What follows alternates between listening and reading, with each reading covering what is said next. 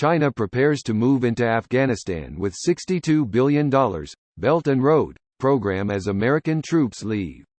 Here's a summary of the article. Speaking on condition of anonymity, a source close to government officials in Afghanistan told the Daily Beast that Kabul authorities are growing more intensively engaged with China on an extension of the $62 billion China-Pakistan Economic Corridor, the flagship project of BRI, which involves the construction of highways, railways and energy pipelines between Pakistan and China to Afghanistan. The Chinese have very carefully cultivated many political leaders to buy political support for the projects in Afghanistan at the same time, the source said, adding that, the Chinese government can ill afford to see Afghanistan not webbed through the BRI. As part of its homework strategy for Afghanistan, China has launched some strategic projects, including the construction of Taxkorgan Airport on Pamir's Plateau in the northwest Xinjiang Uyghur Autonomous Region, which borders Afghanistan. China wants to ensure that instability in Afghanistan does not impact BRI adversely, and it wants to push Afghanistan to join CPEC or BRI. Still, China's ability, Kugelman explained, to deepen its footprint in Afghanistan will depend in great part on whether it reaches an understanding with the Taliban, which will see its influence continue to grow whether it holds power or not.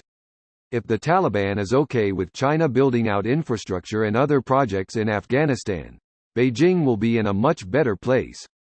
What China actually needs to extend its Belt and Road program to Afghanistan is, ultimately, peace. Beijing has gone so far as to offer infrastructure and energy projects worth billions of dollars to the Taliban in return for peace in Afghanistan. This post received a score of 15,000, with an upvote ratio of 95%. Here are the top comments in response to this article. Money, the most powerful weapon in the world.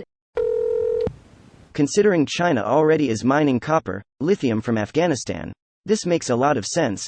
Need that infrastructure to move the minerals. Why don't they construct additional pylons then? My wife for hire. More work. Would they seek a relationship with the government or the Taliban? Whoever dominates the country. So the Taliban. As I understand it, China only cares about the money and isn't trying to push an ideology like they did under Mao, so they don't really care if it's a democracy or dictatorship they're working with.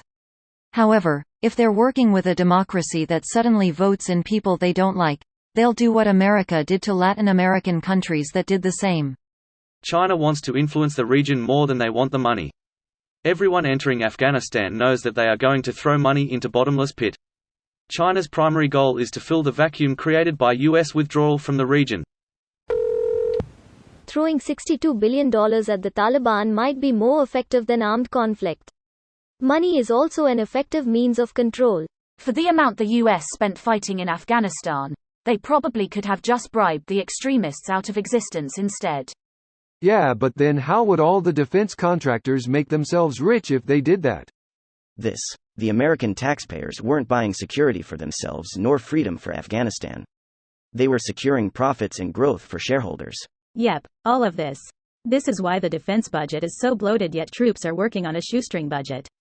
Our military spending has been hijacked by corporate interests using that money to line their pockets under the "Support the Troops" banner. Well, how are those 20K hammers gonna pay for themselves? That's the minor problems that gets waved around while almost half the defense budget goes to private contractors.